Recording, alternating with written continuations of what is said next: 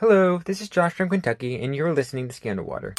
Welcome to Scandal Water, where we cover the stories that have captivated the entertainment world. I'm Candy, a longtime educator and community theater actress. And I'm Ashley, a writer and co-founder of a local theater group. We're two friends who share a love of entertainment. From true crime docuseries to blockbuster movies to classic TV to Broadway shows and everything in between. Each week, I share a compelling story related to pop culture. And I chime in using my trivia junkie brain. We stick to the facts until it's time to settle into our armchairs at the end. Then we're simply two women with a strong cup of tea and even stronger opinions. We're Scandal Water. And if this sounds like your cup of tea, follow the show on your favorite podcast app or the Scandal Water Podcast YouTube channel. Oh, it's that time of day.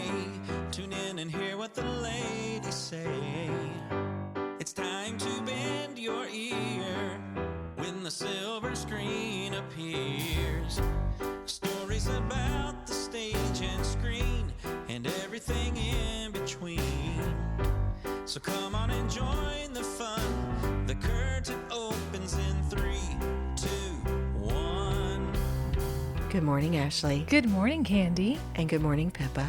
Good morning to Pippa, who has joined us. And if you hear purring, sometimes we think you guys can hear the purring, and I don't hear it later. Right, but she right. is joining us for recording today. Yeah, little motor today. So you might hear it. But she's right here, cuddled up on the table between us, kind of checking out the cords at the moment. Getting in trouble. Well, Ashley, we are ready to start a brand new month. You know what? We did those dads proud, didn't we? Yes, we did. We really celebrated those fathers in June. Dad should feel thoroughly celebrated. But we're actually delving into more celebrations this month, but it's going to be really different. Our topics, our theme will lend itself to some very interesting subjects, I think. Yeah, kind of a variety. Absolutely, absolutely. To start this one off, Ashley, I'm going to show you a picture. Now, Okay. don't pay attention to the people in it necessarily, although you're certainly going to recognize one person. I would like you to think more about where this takes place or where it's located. Oh, I know one of the guys. Is that Philadelphia, perchance? That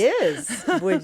Would you like to take a guess as to specifically where it is? Is that the steps? It's is that the at top the of the steps? steps. Oh my gosh. It's at the top of the steps. And then I'm going to show you one other photo. Oh yeah. Tell them what you see, please. I see Kirk standing next to a statue of Rocky with his fist in the air. Rocky Balboa. Rocky Balboa. What a great character name. It is a great character name, isn't it? It was funny. I started researching for this episode, which is going to be on the 1976 original movie, the one that started it all. Started the franchise. Rocky, right? And I remembered Kirk had the opportunity to go to a math conference with a team from his school.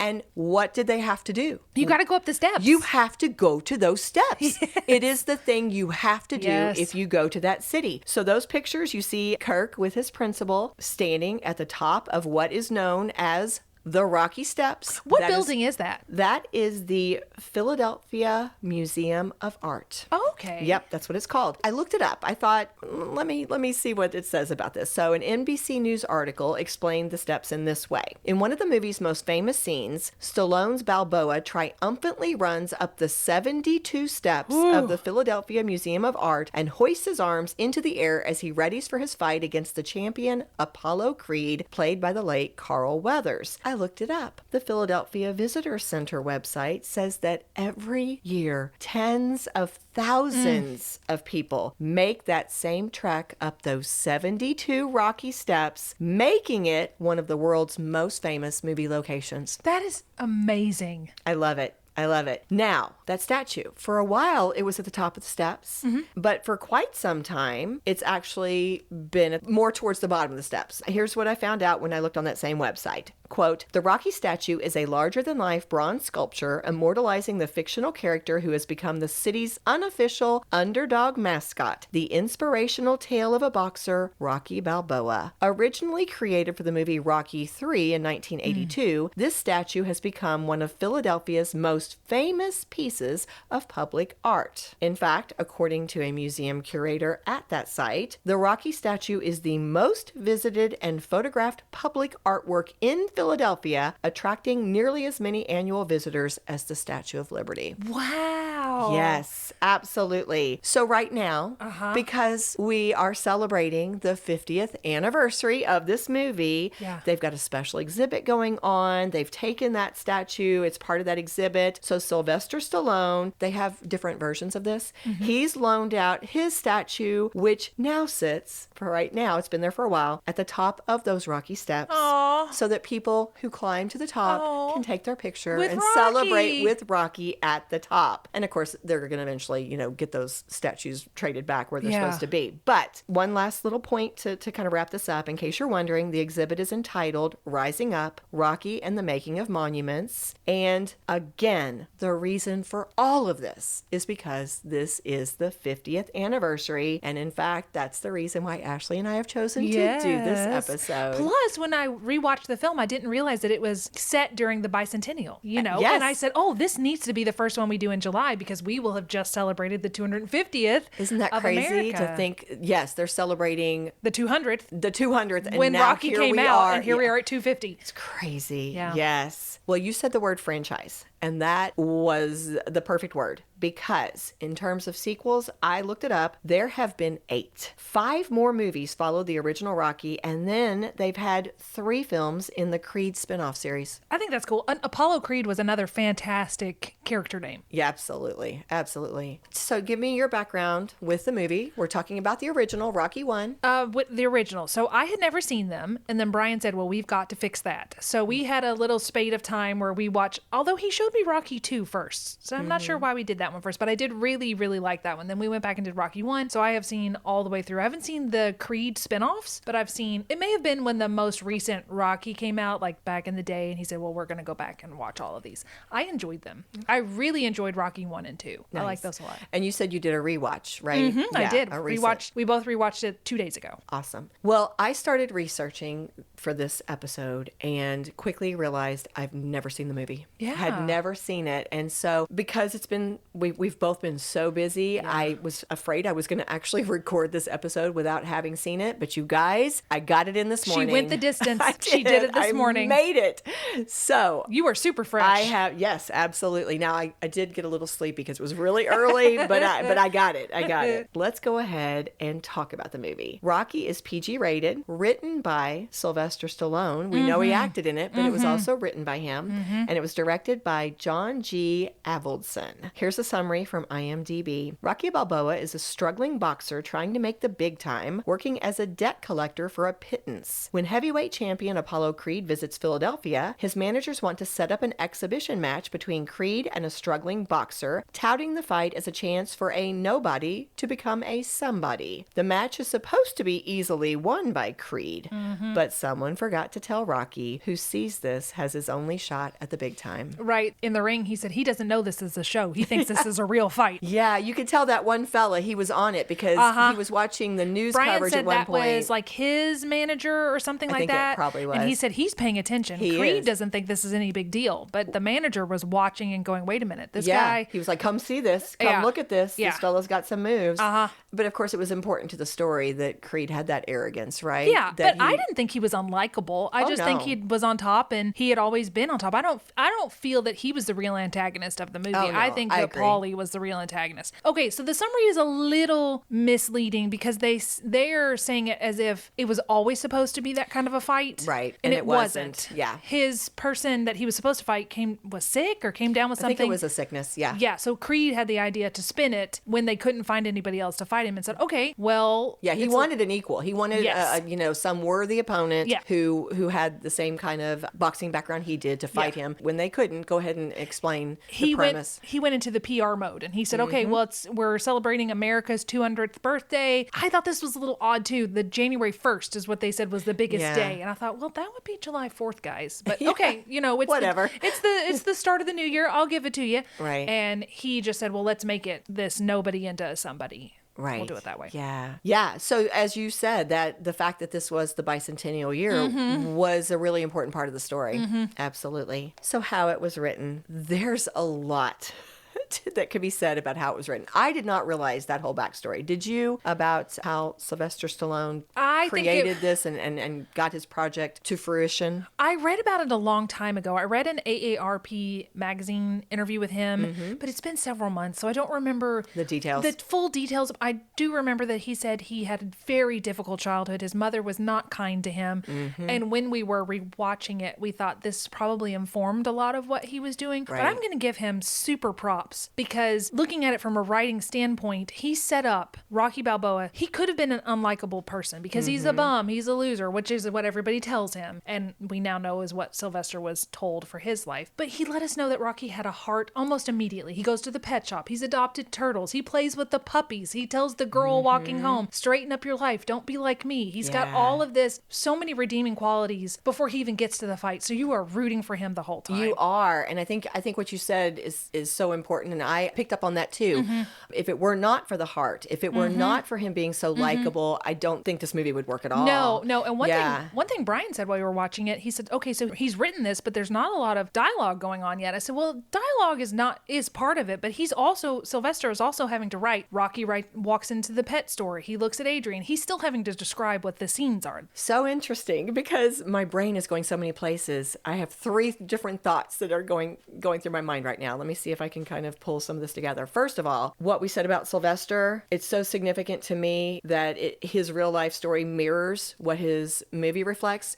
He was the underdog. Yeah. He was the underdog who was poverty stricken and who had a lot of life circumstances working against him in real life, trying to make this movie, trying to break into the entertainment business, trying to be a writer and an actor. Like that's mirroring what was happening in his story. So that's one thought that's going through my mind. Secondly, he said, and we're going to talk more about this in a minute, but he wasn't a writer. He was trying to learn how to write, but he wasn't a writer, but he did know life and how people around him spoke. Yeah. And so he said he struggled with getting the words on the paper the way that writers did it, but that he knew if he put words down the way he spoke, and especially if he was the actor saying those words, he knew it was going to ring true. It did. Yeah. So that's another part of it is he grew as a writer after this. Oh, you know what I'm saying? Yeah. The third point will come back to me later because it's gone right now. But yes, you've got so many things going through my mind. Well, let's talk about how it was written. Sylvester Stallone wanted to be an actor and a screenwriter for a long time. He had a hard time breaking into the business. We've already said part of it was because he didn't have that writing background, but even as an actor, he struggled to get cast. Was it because of the speech? Absolutely. Yeah. He shared in an interview that it seemed like the only roles he could ever get were tiny parts Or heavies. playing thugs. Yeah. That's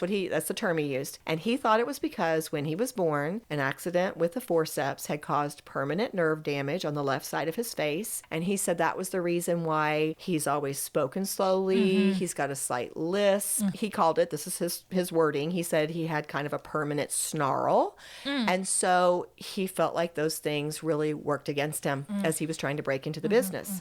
Again, he's broke. He's trying to pursue his dreams while also making a living, supporting himself. So he took different jobs, but around late 60s, early 70s, he took a job as an usher in a movie theater for $36 a week. He needed the money, but he said it was his film class 101. Absolutely. He was watching those movies. He said he would make note what works, what doesn't work, how do they speak. This was how he was trying to learn how to write. That sounds so similar to what I did, but it was on TV. I watched Turner Classic Movies. I watched all the classic films. I didn't just watch them for fun, but I watched looking at the actors going, what works for me? What makes this actor stand out? What are the little bitty things that they're doing that makes them so interesting on screen? Yes, 100%. Absolutely. Well, something happened that really impacted Sylvester Stallone. What would we like to call him? I don't want to say Sylvester Stallone. Sly? Can we call him Sly? I think so. Okay. I know that's the nickname he likes to use. So Our friend Sly. Our friend Sly. Yeah.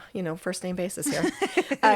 But Sly had something happen that was very, very critical in prompting this movie. Okay. It was in 1975. He and his wife watched Muhammad Ali defend his championship against a man named Chuck Wepner. He was a New Jersey boxer whose day job was selling liquor. Oh. So this fella, Chuck Wepner, was a huge underdog, and he unexpectedly knocked Muhammad Ali down during this fight, becoming one of only 4 fighters who had ever done so. And he ended up lasting until seconds before the end of the 15th round when Ali won with a knockout. Wow. All right, now, hugely inspirational. Hugely inspirational. Sly ended up writing the first draft of his script for Rocky in about 3.5 days. That is wild to me. And then these that always happens. Was it on a napkin? That's what I want to know. It was not. Did It he was write not. it on a But I just napkin? remembered my third point. Okay. The likable Rocky was not who came out of that first draft. Oh, was he mean?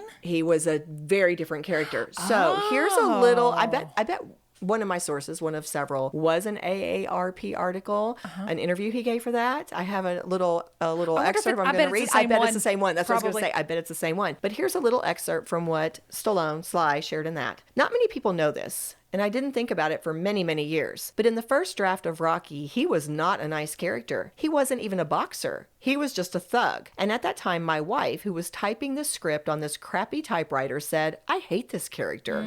She was teary-eyed, sad. That one comment from my wife changed my whole life. And I went, oh, I need to change this paradigm and give Rocky hope.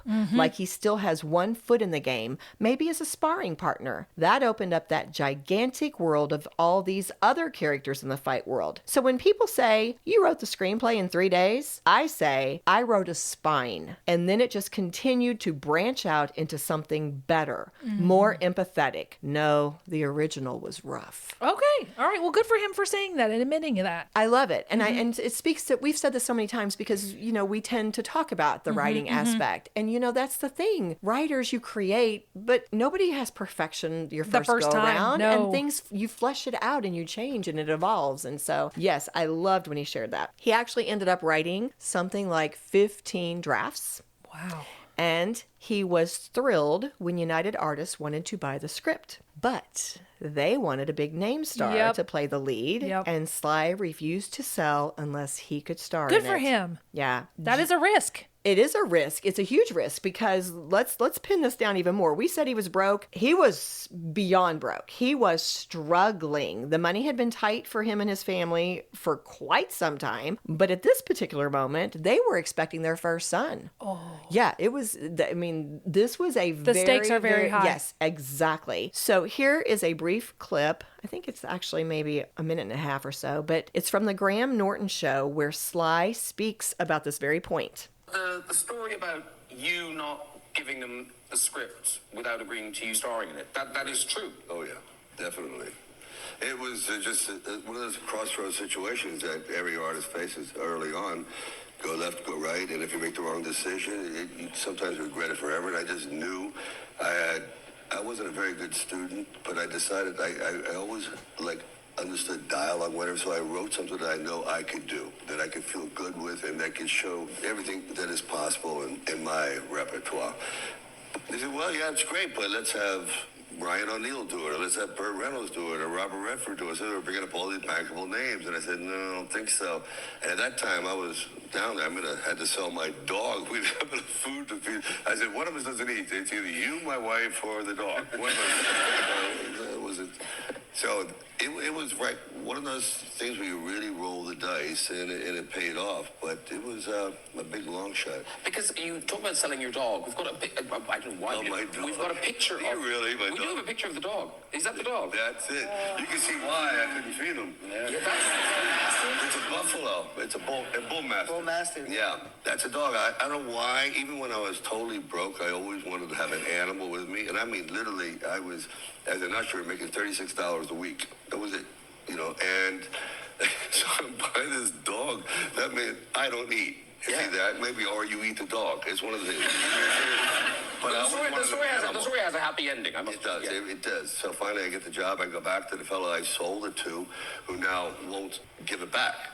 And he's a rather short guy, really short. And Did he ride the dog? The dog turned into a piece of furniture. I mean, he literally used it as a bed or something. But he says, so that he paid me like $60 for the dog. He goes, I'll give you the dog back for $3,000. I said, I don't have $3,000. He goes, all right, I want to be in the movie. So I put him in the movie. So he's in Rocky? Yeah, he's the first kind of little scene. He goes, I'm walking in. He goes, how'd you do last night? I said, I did great. You should have been there. He goes, I go, how'd you do? I said, what are you, deaf? He goes, no, I'm short. I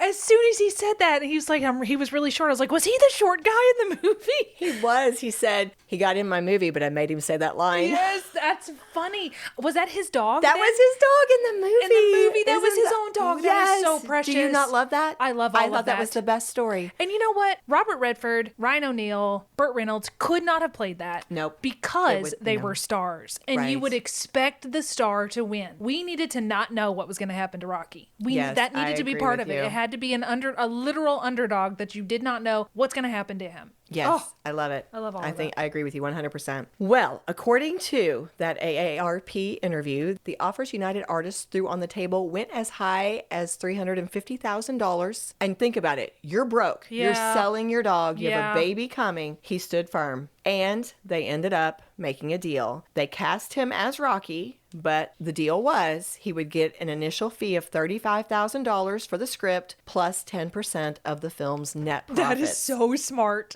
Yeah. So smart. Yeah. He was given a budget of $1 million to make the movie. Not now, bad. I will tell you, they ended up exceeding that by about $100,000. And to pay for that, the two producers, they had said, we promise we're going to stick to this. If it goes over, it's on us. Those two fellas mortgaged their houses. Oh, my to goodness. fund that. A lot of it did look like a low, I mean, obviously more than I could afford, but I'm saying like a Hollywood standards low budget. Absolutely. Filmed at night. It looked like some of the lighting was practical where they Absolutely. just shone a spotlight or something on them, except for the final boxing sequence.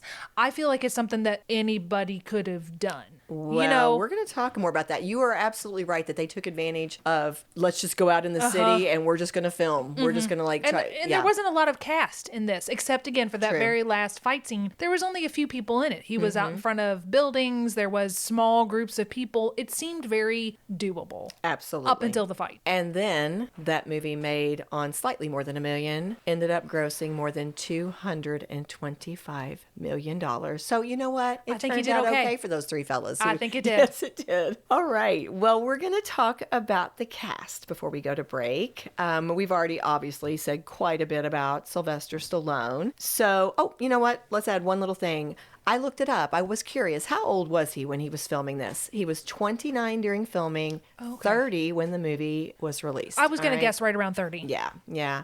The actors who played the lead roles, I'm just going to name a few of them. Talia Shire was cast to play Adrian after they had a few other actresses in mind who turned it down. Bette Midler was one. I do not see Bette Midler pulling that off. That not at does all. not sound like a good choice to me at all. The other one that was mentioned was Carrie Snodgrass. I don't know who that is. I looked her up. I don't know her. She might have been big in the 70s, but I've not heard of her. Yeah, I didn't recognize her either. Now, the other actress they decided was too sexy to do it, although she was definitely one that they were heavily considering, Susan Sarandon. Interesting. They didn't think that they thought she was too sexy to be this shy pet shop I owner. agree with Yeah. that. I think her eyes are too, like, she's got beautiful eyes, but she seems very sophisticated.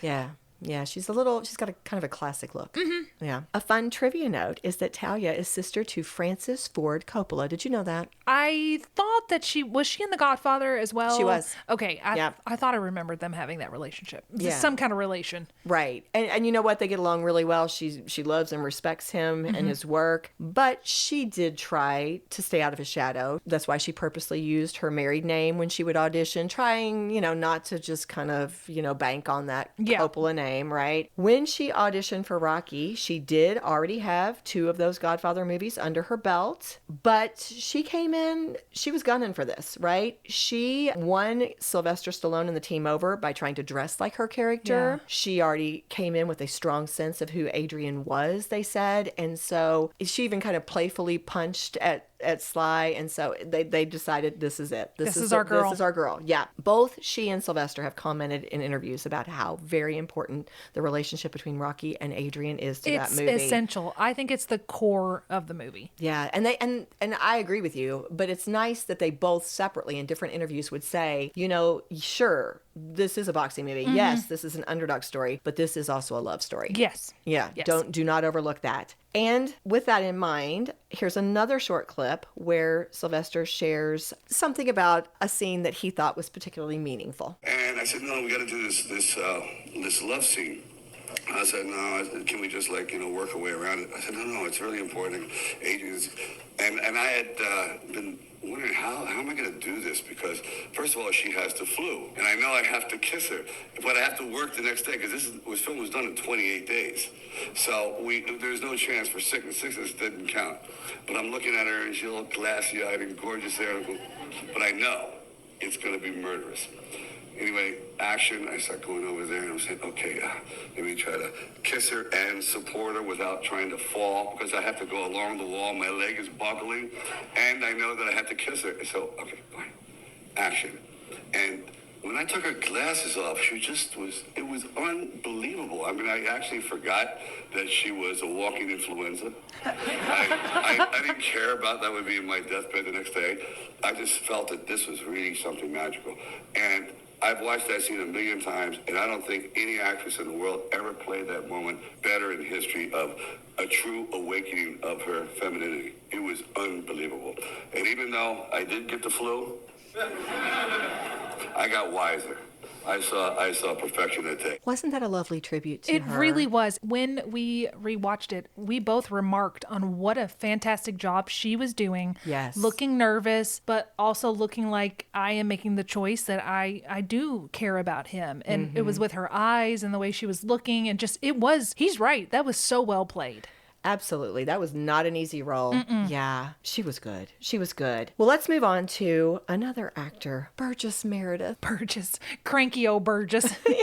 He played, I like your word better than gruff. I had gruff trainer, Mickey Goldmill, but I like Cranky. Cranky's good. Yeah. You know what? A few different sources noted that one of the reasons Burgess Meredith got this job was because he wasn't arrogant. He was willing to audition with Sylvester Stallone and do a chemistry read, which is what they wanted. They said, we would like whoever gets this role, please, be prepared to audition and work with him. And they approached some big name actors, one being Lee J. Cobb. That's who they really wanted. And those actors were like, no thanks. We're not going to audition. We're not going to come in and do that. They just thought they should be given the role. Oh, I see. Burgess, this was kind of a little theme I saw from different interviews where people were talking about him. He came in with no ego. Oh, that's great. Yeah, you know what? I didn't write this down, but I'm recalling Talia said in an interview that he set the tone. Really? She said that, they were working on such low budget conditions that everything was, there was nothing about this that was fancy. And they were like sometimes in settings that were just, what could they get? It might just be kind of a rundown place. It might be you're changing in your car. It might be cold outside. You're standing in the cold. You could tell that it was really cold. Their faces were red.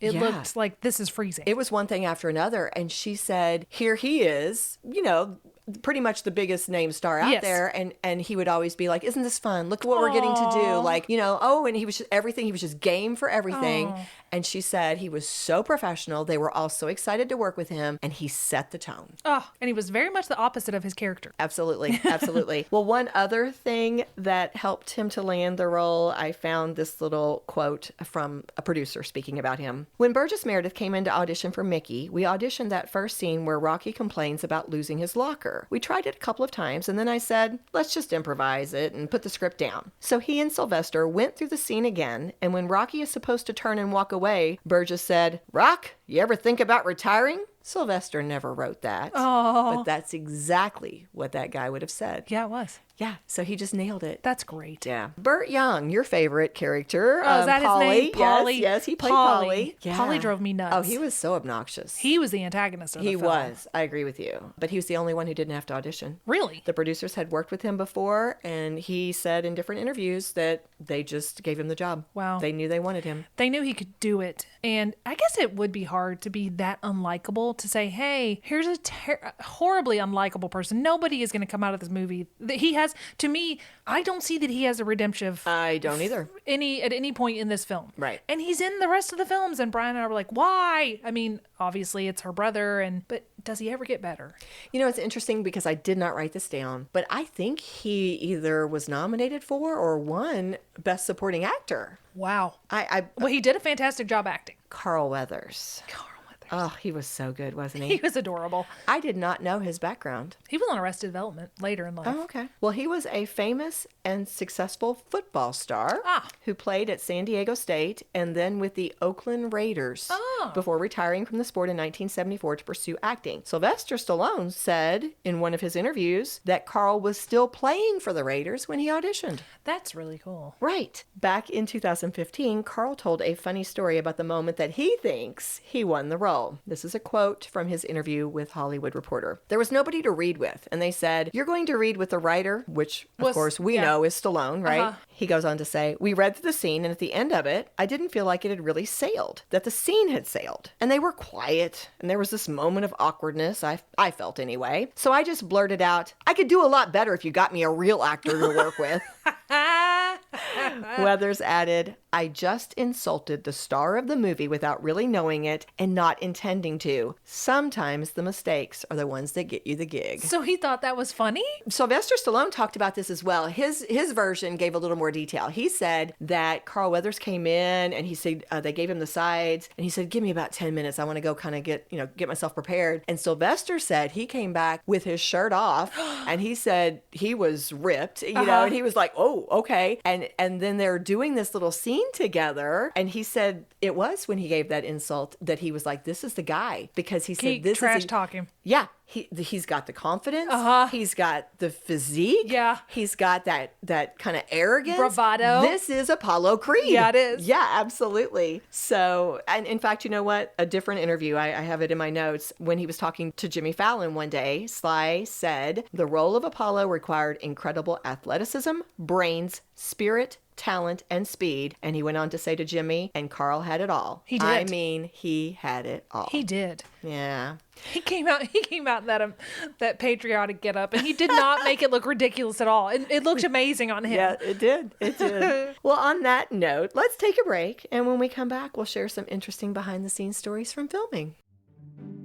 We love including listener voices in our episodes, and we're always looking for more. So tell us, where do you sip your scandal water? Do you catch up on the tea while folding your laundry, sitting at your work desk, working out at the gym? Let us know by sending in your shout out, telling us your first name, your hometown, and where you are or what you're doing when you're listening to Scandal Water. And you just might hear a voice you recognize starting one of our upcoming episodes. Email your audio clip to scandalwaterpodcast@gmail.com. The voice memo app on your phone will work just fine. Cheers! And we are back. Before we jump into this, I did want to give a shout out to one source. Of course, all the sources are in the show notes, so don't forget to check those out. But one that I found was published about 10 years ago. It was for the 40th anniversary of the movie, and it was in Philadelphia Magazine. They called it An Oral History of Rocky. So I'm going to pull probably 2 or 3 different quotes from that as we're going through this second part. Want to make sure I give them credit. But we've said this a few times now. The bicentennial was very important to that story. In fact, from that oral history, Talia said, "Never forget that this was supposed to be a celebration in the birthplace of America, 1776. Now it's 1976. You can't forget that because that is the frame around this mythological piece that gave it its mythos." Interesting. I did not put that together, but yes. Yeah. And so again, we're kind of reviewing here, but this boxing match was billed as the bicentennial super fight. The premise was to celebrate America's birthday. This undefeated heavyweight champion is giving an everyman who represents the American dream the chance to prove himself. So we have Apollo Creed. You've alluded to this. He arrives for the fight dressed as George Washington with models in front of him who are dressed as the Statue of Liberty leading the way. Yes. And then he changes into that Uncle Sam outfit and he's screaming, "I want you." It was hysterical. Very showman. Right. So from the very beginning, it was clear this was going to be set and filmed in Philadelphia. It made sense in terms of the storyline. Philadelphia is known as the birthplace of America. It also made sense on a personal level because, as we've already said, Sylvester Stallone this was real to him. He had spent part of his childhood in Philadelphia. He knew these places. He knew exactly where he wanted to shoot. Now, They did end up also filming some scenes in LA just because of circumstances here and there. Yeah. But it was clearly meant to be highlighting Philadelphia, right? Now, in that oral history that I just mentioned, the director, John Avildsen, shared that their low budget meant they could not afford to go to Philly with a union crew from LA. In his words, I told them I had a terrific non-union crew from New York that we could sneak in. So that's what we did. We started shooting on November 5th of 1975. And we've already heard Sly say they ended up doing it in 28 days. So it was all in November. Pretty well. November, early December. Basically, yes, absolutely. And of course, the 28 days is because low budget. I mean, we've got to do all of this as fast as we can. And the weather would have been brutal in Philadelphia in any more December, January, February. That'd have been brutal. Absolutely. The fact that it was so low budget, I mean, I know we keep coming back to that, but it impacted them in so many ways. Some that were challenging, some ways that ended up really working benefiting for them. Absolutely. Yeah. So just to kind of hit on a few that we've not yet talked about, Talia shared that she didn't have a costumer. In the beginning, she was like, you know, what is my character going to wear? The director gave her some money, sent her to a thrift store, and said, you know, Put it together. Put it together. That's where she found that hat. Oh, that we the cute little The hat. cute little hat. That's where she found that coat. She said she went to her eye doctor and said, can you help me out with some glasses? Oh. And so that's how she put Adrian together. She did a great job. That coat looks so adorable on her, and that hat looks so precious on her. Absolutely. Yeah. She was beautiful. She really was. Yeah, she really had that kind of classic beauty. But when they had things go wrong, we talked about how, you know, Sly had already gone through 15 different versions of that script, but they would change things in the moment. That script was fluid. As something would happen, they would just adapt it. Yeah, just have to make changes. So, for example, before the film's final fight, when Rocky goes in there and he sees that huge poster of himself hanging from the stadium rafters, And it's the wrong shorts. it's the wrong color shorts. Yeah, they're red with a white stripe. What he was going to be wearing in the fight scene actually was white shorts with the red stripe. They were like, what are we going to do? Do we have to go find different shorts? Do we have to try to So change they just this put artwork? it in the script. Yeah, and I think it was Sly. He was just like, I'll just mention it. Yeah. You know, and so And the promoter says nobody's going to care. Nobody's going to notice or care. and it worked perfectly. Yeah. It was so real. Yes, it was. It was just natural. Another great example. Several of them have spoken about this. Actually, I heard both Sly and Talia talk about this. That ice skating scene was supposed to be a big deal. That was their first date. Yes. Do you know what happened? You're smiling. No, I thought that was a very sweet scene. The way he just is shuffling along beside her and just talking to her. He just so wants to impress her. He does. I think it's sweet. I think it's better that he wasn't ice skating. I don't know if he was supposed to ice skate, but I think it's cuter. Well, here's what was supposed to happen. They were supposed to have 300 extras. Oh. This was supposed to be a legit scene. I like it better the way it is. And they could not afford. Yeah. They decided at the last minute, no extras. Yeah. None. Again, they're running out of money. What are we going to do? They just pivoted and they came up with this whole different situation where, you know, okay, we're going to go It's into Thanksgiving, this. so it's closed. Yeah, it's closed and we're going to bribe this fella to let us get out on the ice. And it worked, right? Sly, one comment he made was, it just shows you that it was 1,000 times better. The isolation of just two people out there communicating on this cold wasteland was better than having 300. Yeah. So sometimes accidents happen for a good reason. Yes. It was so much better. It made it just a sweet, intimate date. So a couple of other things. Now, they had to pay some money for this, but these, I think, ended up paying off. I think these were wise decisions. Do you remember what the famous theme song was from Rocky? Dun, dun, dun, dun, dun, dun, dun, dun, dun. That. Yep. Go the distance, right? Is that what it's called? Gonna Fly Now? Oh, Gonna Fly Now. Yes, Gonna Fly Now. The team did pay to have that created. Really? Yes. Smart. Yes. I actually saw an interview with one of the two ladies who wrote the lyrics, and she shared that when they brought them in and they were listening to what they had kind of as their like working song, she said that she was like, hey, why do they want us? That's really actually good. That worked. And she said the composer, Bill Conti, was like, shh, stop, you know, like, but Bill Conti was the famous American composer, ended up creating that song. And I believe he did maybe some other songs for the movie as well that you heard in the background. But he was the composer. The lyrics were written by Carol Connors and Ann Robbins. Those were two ladies. But he was asked to create the song for use during that big training montage scene. And it ended up being huge. It's a huge song. I mean, like, even to this day, people know it, and it's considered a famous anthem in pop culture. It received an Academy Award nomination for Best Original Song at the 1977 Oscars and 3 Grammy nominations. It's great. Yeah. And it didn't win any of them? What a shame. No, but I mean, still. Still. Yeah, it did very well. Now, you've already kind of segued nicely into this too. I didn't know about this. Another really big decision that paid off for them, critically important, I think, to the success of their movie. They used the Steadicam. The Steadicam. So here's the thing. As we were saying, low budget. Yeah. They knew the city. As much as they could, they would just take advantage. They wouldn't get permission. They wouldn't always go through the right channels. They would Guerrilla. just like show up and Yeah, yes, yeah. exactly. But they did find out about this brand new technology. The Steadicam was basically this new way to stabilize cameras during filmmaking. And back at the time when they were filming, when they were shooting Rocky, 1975, this was brand new. It was created by a man named Garrett Brown. It had been used in only one film before. Wow. The patent wouldn't be awarded to them until 1977. Wow. Yeah. Now they had Garrett Brown speaking in that oral history because he worked on several big scenes with them. And he said, this is how they connected. He said, I had circulated a demo of footage I shot with the Steadicam in 1974. The last shot we made was me following my girlfriend, now wife, Ellen, down and then back up the art museum steps. That got Avildsen, who's the director, in touch with us. He wanted to know how we did it because he was prepping a little bee picture called Rocky.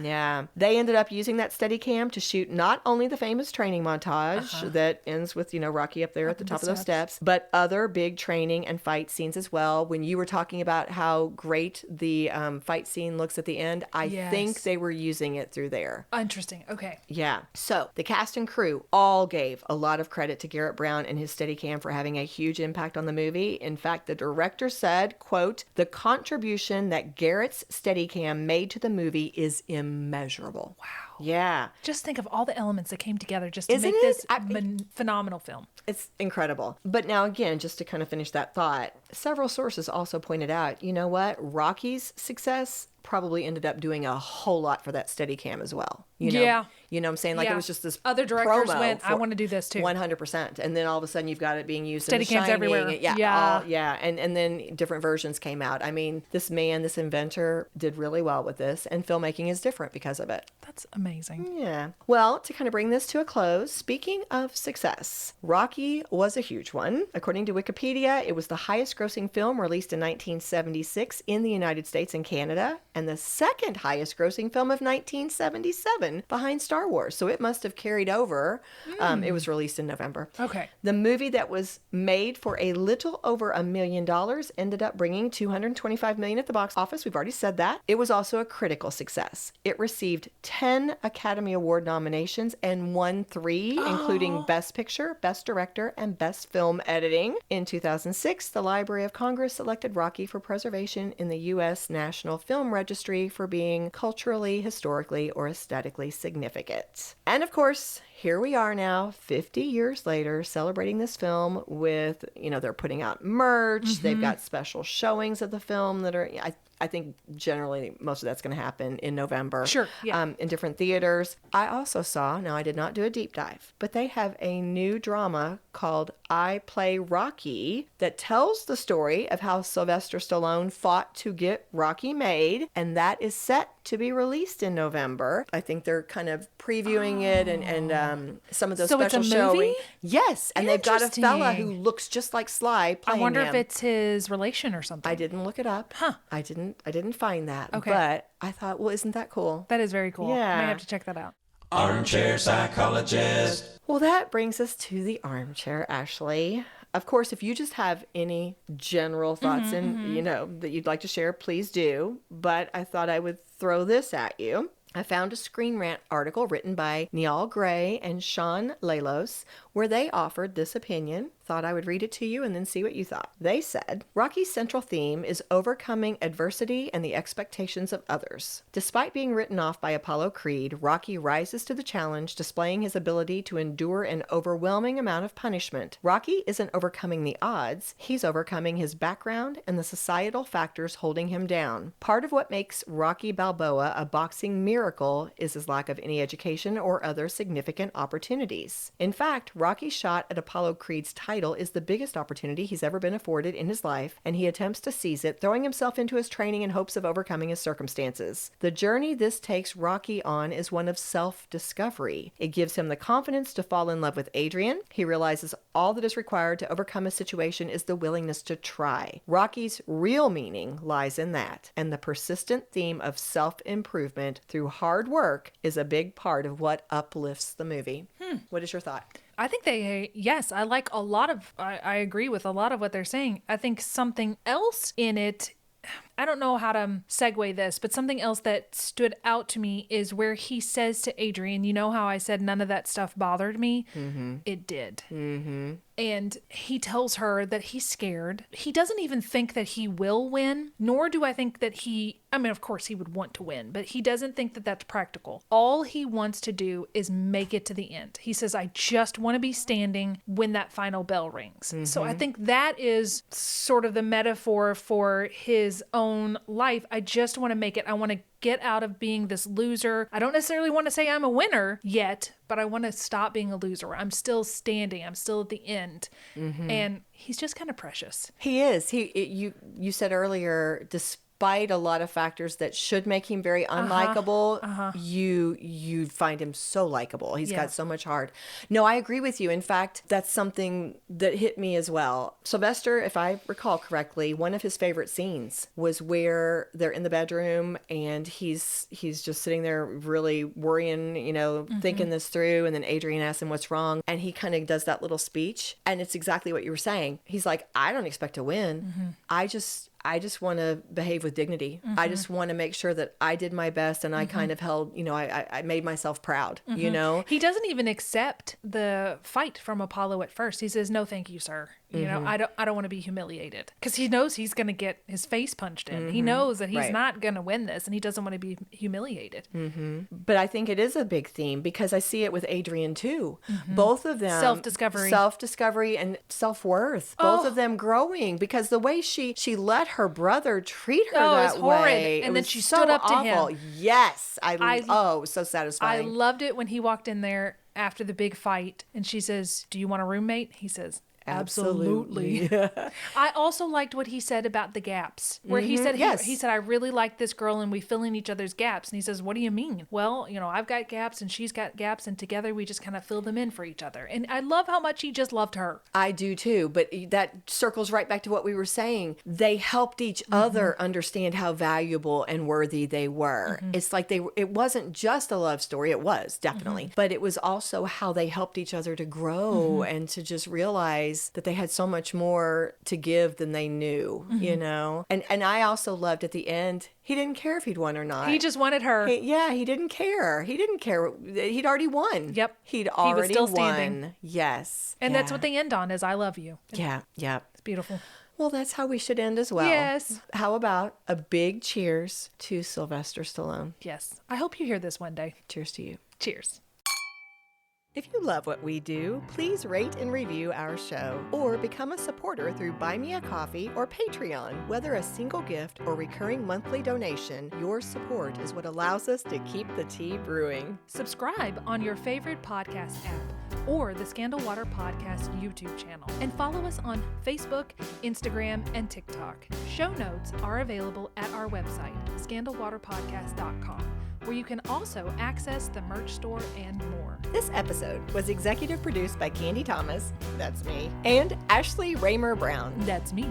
It was researched and written by Candy Thomas and edited by Ashley Raymer Brown. A special thank you to Josh Martin, who wrote, composed, and performed the Scandal Water theme and other music, Matt C. Adams, who created the artwork, and Joshua Reith, who designed our website and provides ongoing technical support. As a reminder, this podcast is purely for entertainment purposes. The thoughts and opinions of the host during each episode of Scandal Water are their own and do not reflect the opinions of any future guests, advertisers, or clearly professional psychologists. Thanks for listening.